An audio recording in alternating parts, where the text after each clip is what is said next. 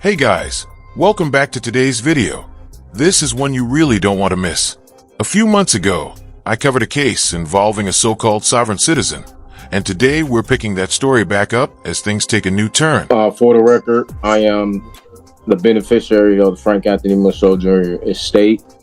I am the authorized representative, and I appoint you, the judge, as the trustee. Toward the end of that video, Judge Martin made it clear that the next appearance would be in front of Judge Oakley, and I even mentioned it at the time. If you remember Judge Oakley, I've covered him before on this channel, and he's known for having zero patience when it comes to pointless, made-up arguments. Hey, it's under the barcode, though. This is what you signed up to do. You're a public servant. Unless you are a price on a can of beans, we don't need a barcode. Well, today's the day, ladies and gentlemen, and trust me, this one is next level. What you're about to see is one of the most stubborn sovereign citizen types getting completely shut down by one of the toughest judges ever featured on this channel. I'm not exaggerating when I say you've never heard a judge respond with this much force, clarity, and authority. So buckle up, because this is where it all begins. All right, appearances for the people versus Frank Michaud Jr. Good afternoon, Your Honor. Mohammed on behalf of the people, P86771. No, it's not. You're not worse. So Yeah, you're on trial. Are you representing yourself? The judge needs to address you, sir. Is that a problem, sir? Yeah, you're a defendant. Sit at the defendant's chair. I'm not defendant. I'm sorry. Judge, if I may try to help explain. Try. I'll try. Mr. Michaud is a sovereign citizen, and No, I object. I'm not a sovereign citizen. All right, sir, don't speak. maybe I'm not phrasing that correctly. Don't speak until I ask you to speak. But there is a difference between Frank Michaud, or I think it is Mr. Michaud's assertion that there is a difference between the natural person, Mr. Frank Michaud, and the sort of legal entity. I don't recognize that. And that's what I've prepared Mr. Michaud for that. Sir, you're a defendant in my courtroom. Either I issue a bench warrant because you haven't appeared, or you come up here and sit in the chair and we proceed. All right, so you're threatening me to... Absolutely, I'm threatening you. Either you're here today or you're not. If you're not here today, a bench warrant will issue. If you're here today, I need you in the chair so we can proceed with the proceeding that's scheduled, which is a preliminary exam. Honestly, I wish more judges operated like Judge Oakley. He wastes no time, cuts straight through the noise, and runs the courtroom with absolute control. You could put his photo next to the phrase "no nonsense," and it would fit perfectly. Because as this video moves forward, things don't calm down at all. They escalate fast, getting more intense and more chaotic all the way to the very end. If I may, I have advised Mr. Michaud that the courts receive objections all the time, or rule objections that are preserved on the record. If he has, He can appeal me. I'll let you build whatever record you want to build, Mr. Michaud. Are we on record? Yes. Are you on your oath to the Constitution? Hold on. Are you picking him up? That's one of the reasons I want you up here, is through the microphone here. I'll speak loud. Are you picking him up? Yes. Go ahead. Are you honoring your oath to the Constitution today? Pardon me? Are you honoring your oath to the Constitution? You have an oath to I didn't swear an oath to the Constitution. You have to, I took an oath that said I would follow the Constitution. to not uphold the Constitution? Yes, follow the Constitution. So you are upholding your oath to the Constitution? Yes. Thank you. I accept your oath. Thank you. Okay? Now I have... Sir, get your ass in the chair or leave and I'll issue a bench warrant. You're not running the courtroom. I am. If you want to have an exam today, get your ass in the chair. That's the way it works. I reserve all my rights as I come. I would have nothing less. I reserve all rights. Now, are you representing yourself today? I'm presenting myself. That's not what I asked you. Are you representing yourself, or is this gentleman going to be your lawyer for today's proceeding? I will be presenting myself today. may All I? right, so that's a no. You don't want him to represent you? No, he's, for the record, he's not my lawyer. I don't have an attorney. I present myself. Okay. Judge, what I recommended to Mr. Michaud is that he has a jurisdictional argument that he wants to make, and that, you know, pending Your Honor's ruling on that jurisdictional issue, I have prepared to conduct a preliminary exam. Okay. And could be, available if he wanted to ask me to do that at the correct time.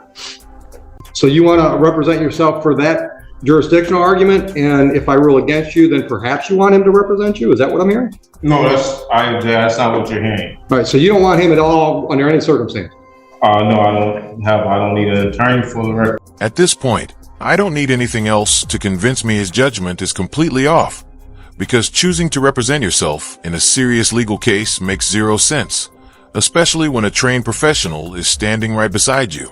You're talking about someone who spent years studying the law, gaining real experience, and understanding the system, while you're trying to wing it with confidence alone, and that gap becomes painfully obvious the moment you open your mouth. So, with that being said... Well, hold on. You can stick around if you want to, but I'm not going to obligate you to stay. I understand, Judge. I'm definitely going to stay. That's fine. All right. So, today... Do you have a jurisdictional argument you want to make? Well, I served notice. Sir, it's a yes or no. Do you have a jurisdictional argument you'd like to make today? I have a... Yes or no? Why are you forcing me to say answer? Because I'm running the courtroom and it's the way I want to do it. Do you have a jurisdictional argument you'd like to make today? I do, yes. Then make it. What's your jurisdictional argument? I'm presenting myself. So I need to know, Article 6 of the Constitution grants me the right to know what jurisdiction is this court operating up under? State of Michigan. No, what jurisdiction? State of Michigan. Okay, what jurisdiction is the state of Michigan? District courts are legislative courts. That means they're created by statute. The state of Michigan gives me my jurisdiction. So, okay, is that... I work under the authority of the state of Michigan. What is it? Under what jurisdiction? There's two different jurisdictions under the Constitution. You have admiralty and common law. So I'll need to know... This is not admiralty. What is it? And it's not common law. It's statutory. Okay, so it's statutory. That is what? Civil? No. So what is it? My jurisdiction is both civil... I can't defend myself unless I have it on the record. Technically speaking, you shouldn't be trying to defend yourself at all if you can't even tell the difference between common law, maritime law, and statutory law, because that confusion alone is enough to show you're completely unprepared for what you're walking into. My jurisdiction... There's only two... Sure, shut up. If you ask me a question, I can't answer while you're talking. Okay, cool. My jurisdiction is both civil and criminal as provided by the statutes of the state of Michigan. Okay, so today, under which one is... This is a criminal case. Okay, right. So is that common law or admiralty? It's statute. It's neither common law or admiralty. It's one or the other. It don't say statute. All right, then you can appeal my ruling. My ruling is it's neither admiralty or common law. So this is you say it's criminal for the record? Yes. Okay, and if it's criminal, in order for a crime to exist, there must be an injured party for the record, right? There must be what? An injured party. Yeah, it's the people of the state of Michigan. All right, so if the people of the state of Michigan, right, where's the sworn statement? Where's what? A sworn statement. I have a right to see a sworn statement saying I injured someone. There's a complaint in the file. Sworn complaint, signed, you want to see it? Affidavit, sworn affidavit? No, it's not. I don't think it's an affidavit. Well, okay, so... You said you wanted a sworn complaint. From an injured party. Who have I injured, for the record? The state of Michigan. How can I injure are bringing the the charges. How can I injure the state? Sir, sit down. Sit down. I'm not... Sit down, or I will hold you in contempt. Another threat, wow. You're probably going to hear more than one. Do you really see it that way, though? Because all I see is a judge who's clearly exhausted from dealing with nonstop disruption, and an individual who's about to face serious consequences simply because he refuses to follow basic instructions, stay seated, and stop talking when told, turning a manageable situation into one that's entirely self-inflicted. All right. I am ruling that I have jurisdiction. You are free to appeal that to the circuit court. Proceed. Do the people have a witness they'd like to call in the exam? Yes, Judge. The people are prepared to move forward. Just as a quick preliminary matter, we'd request a mutual order of sequestration with an exception for the OIC. All right. So again, I'm not asking you to talk. Ma'am, are you a possible witness in this case? Okay. All right. And would you mind putting your name on the record, please? Counsel, I want to look at the lady. Would you mind putting your name on the record? She's a witness. She is a witness. Sir, you speak again when I haven't asked you to, and you're in contempt. And we'll deal with that first. The reason I need your name is because if you appear somewhere down the road and want to testify, we have to know that today you were in the courtroom. And I can't do that by taking a picture of you, so I'm asking you to state your name. Your witness, yes. Sir, you are in contempt of court. That's a $100 fine. Speak again when it's not your turn, and I'll continue to up the ante. Clear? You can speak now. I've asked you a question. I object. I don't give a shit if you object. Is it clear what I said? I'm waiting for an answer. I said I object. What am I supposed to say?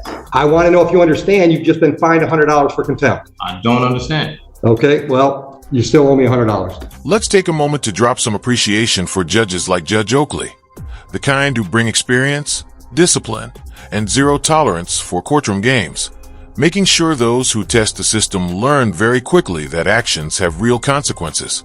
Are you going to give me your name? No, you still will. That's fine. Thank you. Witness. Your Honor, the people call Officer Steppen. Oh, I'm sorry. One last quick preliminary matter. Pursuant to 76611D, we'd like to introduce a certified registered of action in regard to this individual being a previously convicted felon. I object. Hold on. Have you showed that to him? I object. I object. What's your objection, Mr. Michaud? My objection is that I am here under the guise of Bless you. probable cause conference, and I don't know how we're here at a preliminary exam when I did not waive any right to waive a probable cause.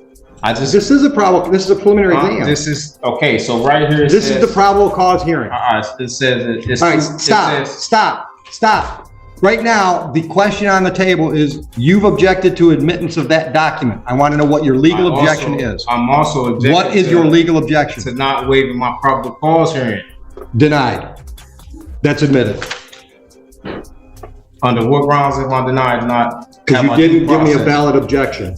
I object. You can't just object. You got to explain with the valid objection to the evidence. That we are having a preliminary exam when I haven't had a probable cause hearing, and I did not. They're the same thing, Mr. Michaud. On this, Mr. Michaud, they're the same thing. But it's still, I have a right to a probable cause. Am I right or wrong? Sure, try. Am I right? Do I have a right to a probable cause? That's what today is scheduled for. But today it says preliminary exam. Right here it says probable cause conference. And today is a different date that says a preliminary. Have you ever had a grilled cheese? If it was different. Have you ever had a grilled cheese? If it was different, why would it have two separate Have you ever had a grilled cheese? I object to any of that. Why would it have two separate columns? Take him out. Why would it have two separate columns? I'm not playing this game with him today. If you think you can get him to shut up long enough so we can have our hearing, we'll do it. But I'm not going to let him try to run my courtroom. Okay, I'll just be very brief in my one attempt here. I would like to try to explain what I understand Mr. Michaud's objection to be, and what I have also represented to him regarding that objection. Mr. Michaud, I think the court record will reflect, had a probable cause conference first on November 29th, and then again on December 20th. I have disclosed, I think I've been very transparent with Mr. Michaud that probable cause conference is a bit of a misleading name, because probable cause conference under the court rules does not require that probable cause be established. Right. At the second probable cause conference, Mr. Michaud was caring for a sick relative, so he wasn't able to attend that probable cause conference scheduled December 20th. Which didn't hurt him at all. Right. I represented him on that day, and I asked the court to waive his appearance so that he could remain with his family. Which we did. Understood to be his wishes. I may now understand differently that I misrepresented him in some way, but my goal was just to be able to conduct a probable cause conference where we were going to find out if there was any offer, whether discovery. You don't have to tell me what they are. I know what they are. I know, but I'm just trying to explain. And I'm trying to explain it to him too, but I'm not going to talk over him. Right. And I'm not going to play that crap today. Right. So if you want me to explain what's scheduled today versus what was scheduled last time, I'm happy to do that. But you got to be quiet while I'm talking. Clear? Oh, dude, I hear you. All right. The last court date that we call a probable cause conference is like a pretrial on a misdemeanor. It gives the parties a chance to discuss the case and see if there's any resolutions prior to the next step. Next step being preliminary exam. At the preliminary exam, the people have to prove to me that there's probable cause to believe that there was a crime and there's reason to believe you were involved. That's what's scheduled today. That is a probable cause hearing. Probable cause conference is just a name that we all came up with instead of saying it's a pretrial for a felony. Do you have any questions based on that? At what point did I waive? We're honestly dealing with someone who refuses to process basic information, because if he would just listen to the judge for 2 seconds, he'd understand that a probable cause conference is simply a procedural meeting where discussion happens, nothing more.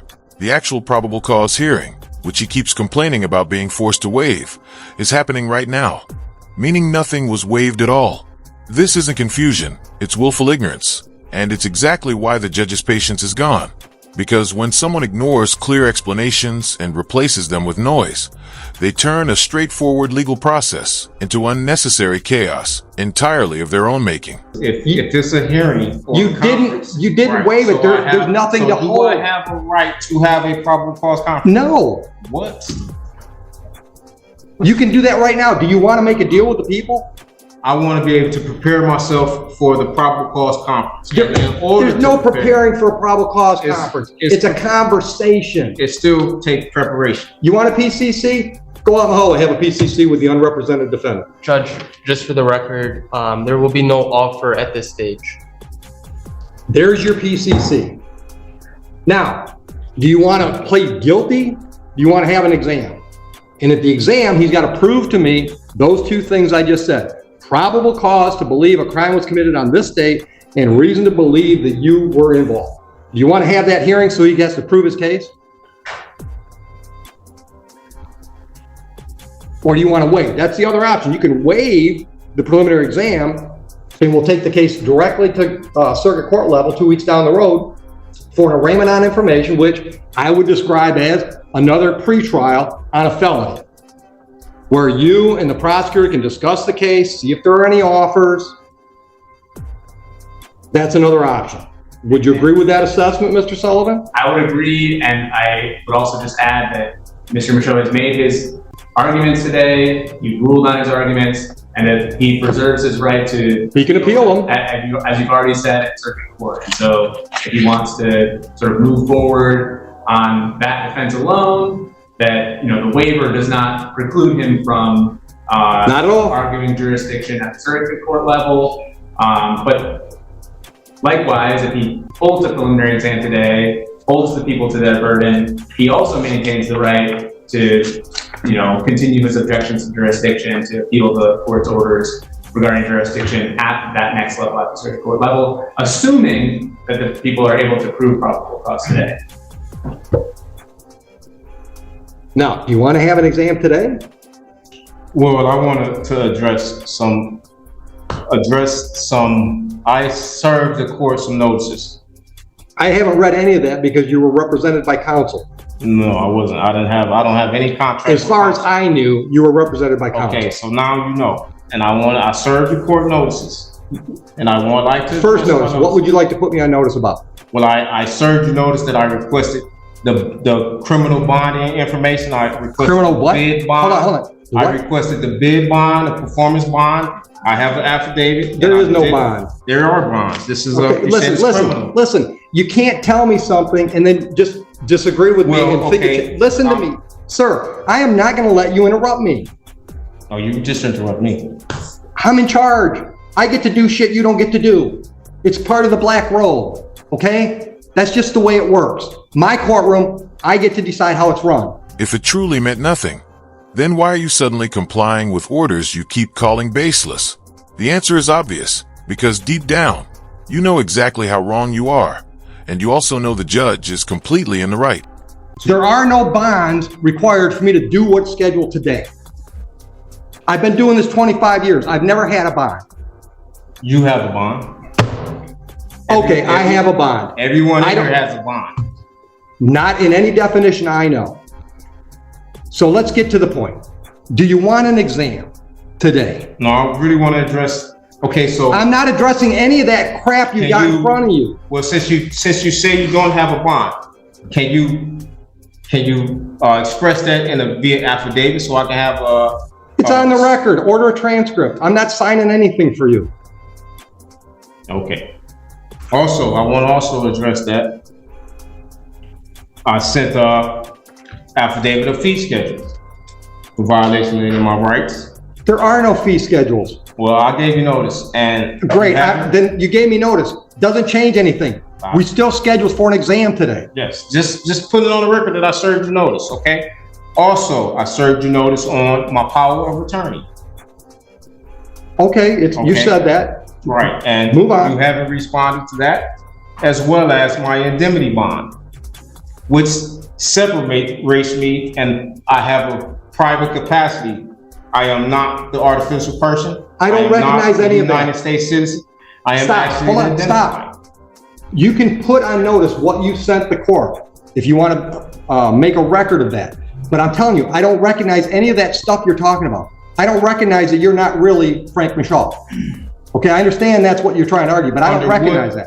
Under what law could you represent, or you can use, tell me that, not just from what you say, because ignorance of the law is no excuse for you or nobody else. So what you're saying just don't mean nothing. I need to have facts. Okay, well, it does mean, hold on. It should mean something because. Prove it, please prove it. Can I prove what? Prove that I am the artificial person. I can prove you're Frank Michaud. I have full faith and credit. I can prove. Okay, so. Hold on, you've asked me. I can prove you're Frank Michaud. You know how I can prove that? Because when I called the case and said you either come up here and be Frank Michaud or you leave, you came up here. And you proved it for me. You threatened me. But if you're not you, the threat means nothing. It doesn't mean nothing. This is the moment where fantasy finally collides with reality. And with his freedom hanging in the balance, there's no place left to hide. On one side, you have made up beliefs that might feel empowering in someone's head. And on the other, you have the real world, where rules are enforced and consequences are unavoidable, and reality wins every single time. That's essentially where this video wraps up.